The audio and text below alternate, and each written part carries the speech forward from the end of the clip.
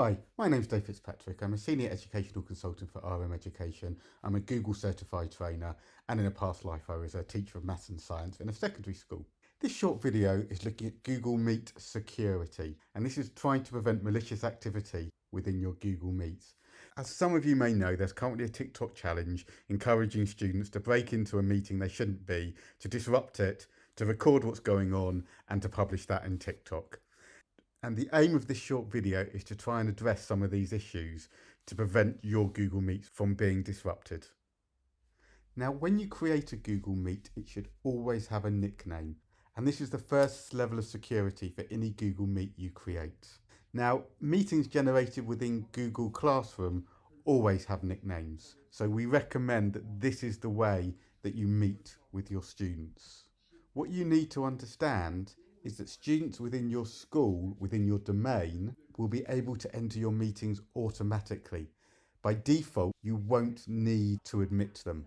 But when you see the message below, this means that somebody outside of your domain is trying to join the meeting. And what you have to do is think very carefully before you click on to admit. One of the issues here is that students can make a private email appear like it's somebody from your school, perhaps a colleague, perhaps the head teacher. And if you're not concentrating or thinking, it could be easy to admit those users into this meeting and subsequently cause disruption into your lessons.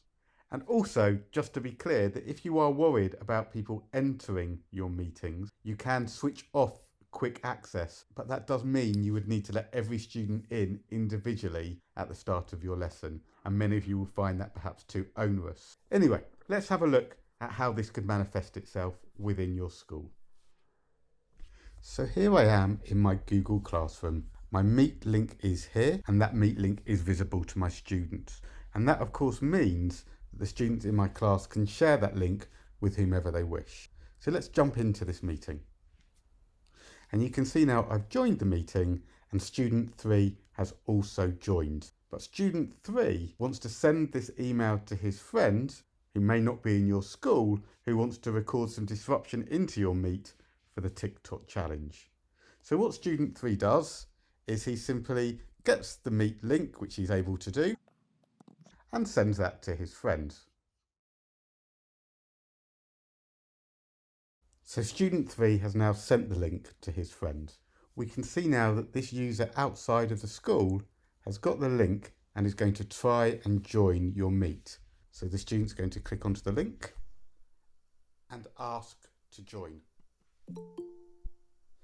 Because this student is outside of the domain, they are now knocking to get into your meeting.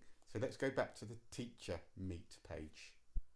So now we can see that this user from outside of your school or your domain has knocked into your meeting to request access. And at this point, you should think very carefully before you click on to admit. If you think this may be a student who's trying to disrupt you, or you're not expecting any external guests into your meeting, simply at this point, click on to deny entry.